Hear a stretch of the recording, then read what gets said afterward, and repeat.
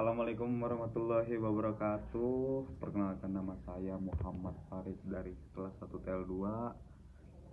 Hari ini saya ingin menjelaskan terkait konsekuensi saya di mata kuliah kewarganegaraan, Pancasila, terkait meringkas daripada buku Dunia Sopi.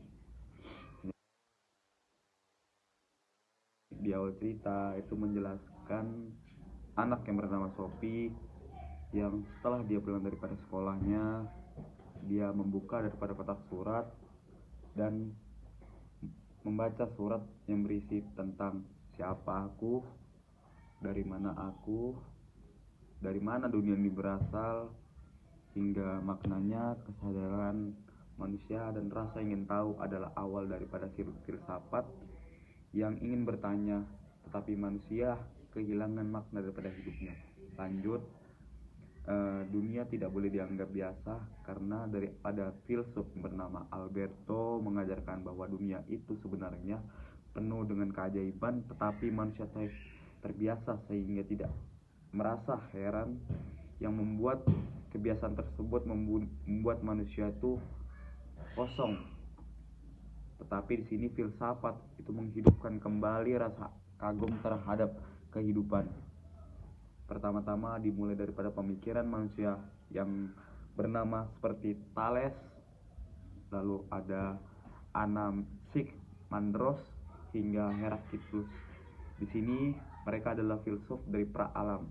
Mereka mendasarkan sebuah filsafat mereka melalui air, angin, tanah, hingga api. Mereka mencoba menjelaskan dunia tanpa ada mitos.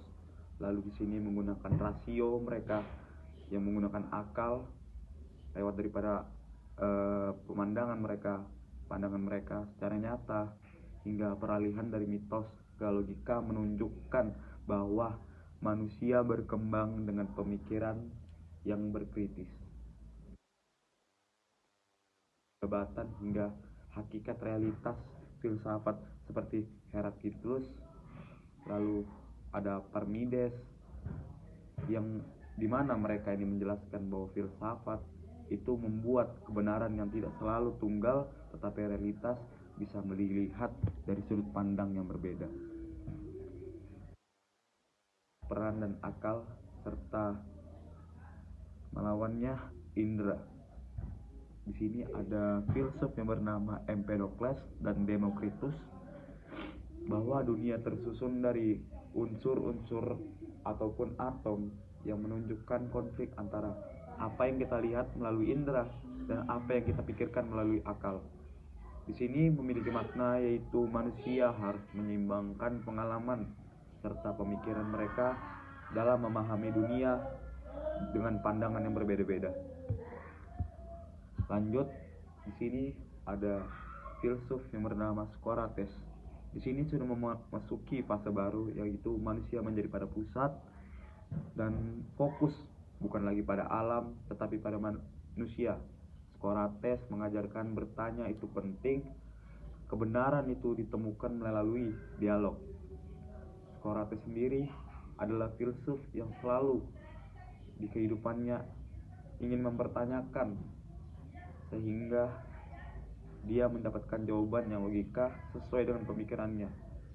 Di sini memiliki makna, yaitu kebijaksanaan daripada Socrates itu dapat mendatangkan daripada kesadaran bahwa kita tidak tahu segalanya dan kita perlu untuk menanyakannya. Yang berdasarkan etika dan kebenaran daripada universal. Saya mengambil contoh daripada Plato. Di sini Plato memperkenalkan dunia ide yang sempurna dan dunia nyata yang hanya bayangan.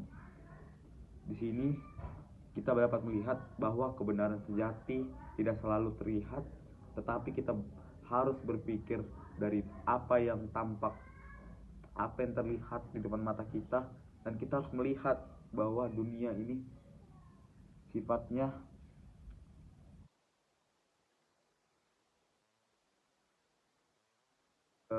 filsuf logika dan klasifikasi.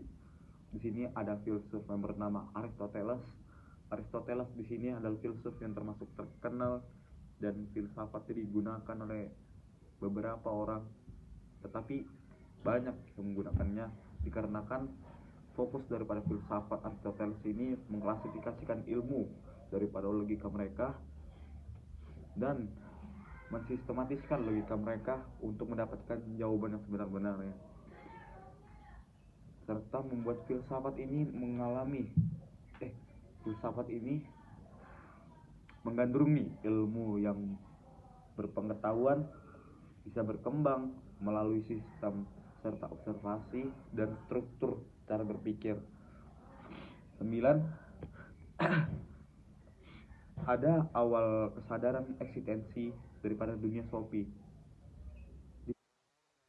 Ini juga mulai muncul misteri-misteri surat ini berdatangan daripada mana dan hubungan dunia Sophie dengan dunianya yang lebih besar.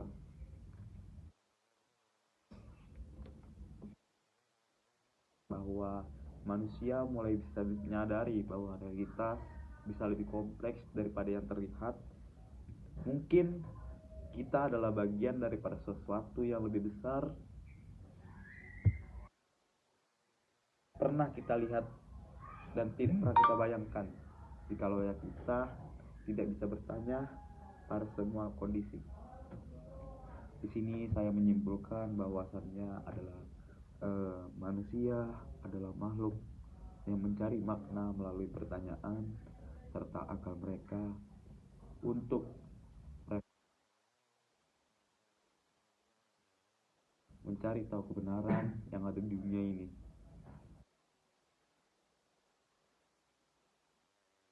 Kalau mendapat saya bahwasannya hidup tanpa berpikir sama dengan hidup tanpa kesadaran, dan filsafat bukan sekedar hanya teori tetapi cara untuk melihat dunia, serta kebenaran tidak semuanya langsung terlihat tetapi harus dicari.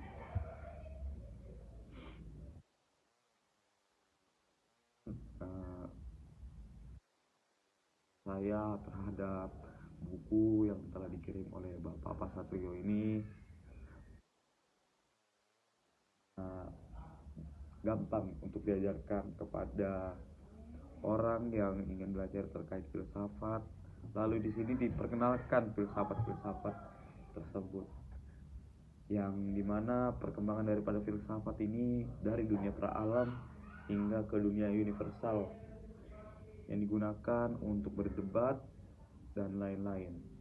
Mungkin itu sampaikan, selebihnya mohon maaf.